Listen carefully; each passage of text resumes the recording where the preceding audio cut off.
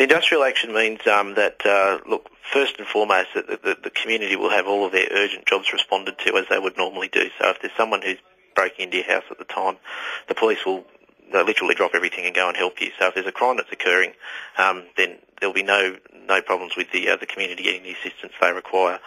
With regards to the more routine jobs, so the reporting jobs, those sorts of things, then they'll be prioritised, and basically it'll be from one job to another job as per the police force guidelines, and that's basically what we need to do to try and at least try and provide some protection for the members, and ultimately articulate that the members are really suffering here, and that by that I mean the staff at Tamworth Police.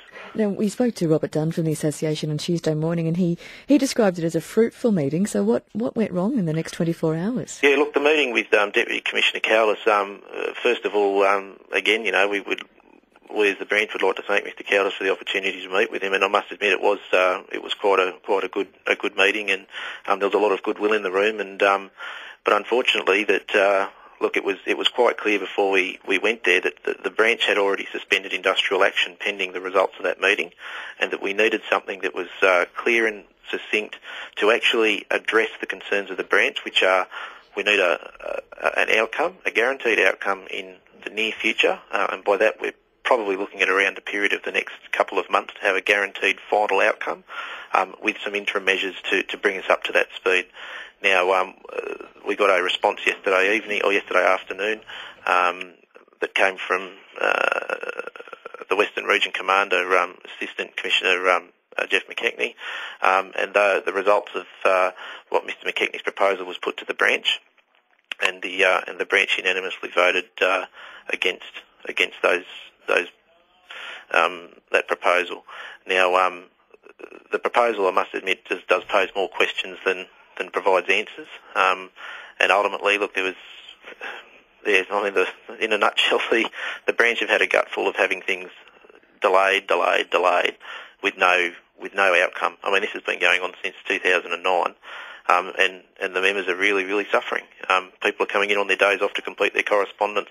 They're carrying that burden of what's happening in the workplace with them on days that they should be at home and trying to spend time with their family, but they've got these other things boiling away in the back of their mind, because they are just running at more than capacity. I mean, people are carrying the workload of, 100% should be what they should be carrying, but they're running at about 115%. I mean, that's, something's going to have to give.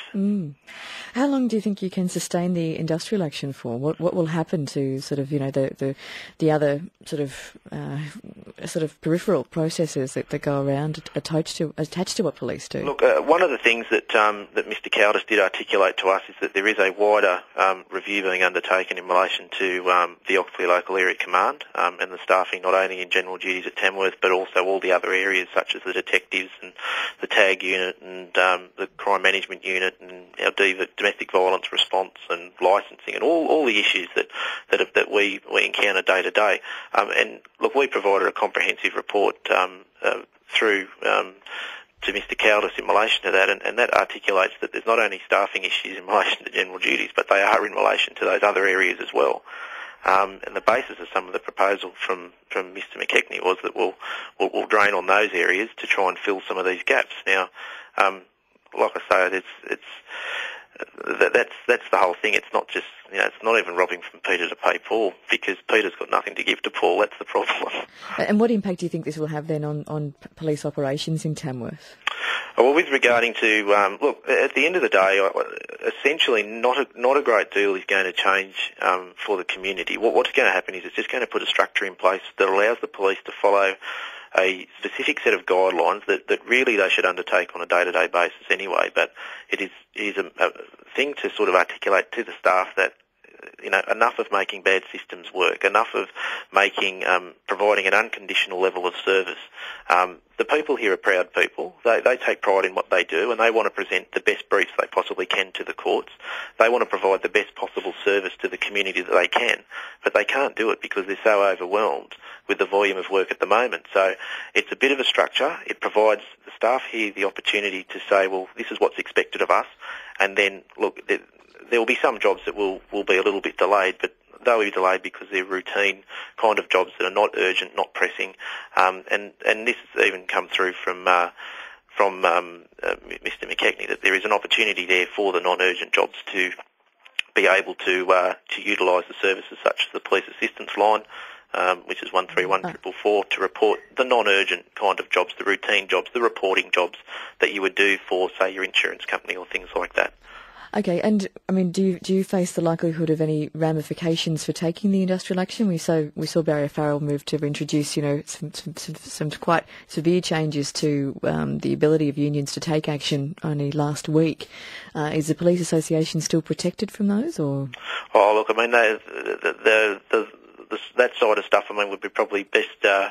I'm not completely up to speed on all those sorts of things. I mean, but ultimately, look, we're very comfortable with our position and our action. And look, I mean, I've spoken with the local member Kevin Anderson this morning in relation to all of this. And whilst it's probably not ideal that we're in industrial actions, I think in terms of the wider issue that we've got in the moment with regards to lack of staffing here at Tamworth, he's 100% behind us. So, I mean, that's nice to know that we've got the support of the local member, but at the end of the day, look, we don't want industrial action. We just want a result. We want to know that there is a light at the end of the tunnel, because there's been 3 years of no lights at the end of any tunnel and lots of hollow promises, and the staff have literally had a gutful. Just briefly then, what impact could this have on special operations like we've seen for William Nade and the Task Force Durkin? Yeah, look, there has been, as part of some of these arrangements and that, I mean, there's the possibility that staff could be drawn in from the Walcha sector, which do deal with the Strike Force Durkin, or the Malcolm Naden situation.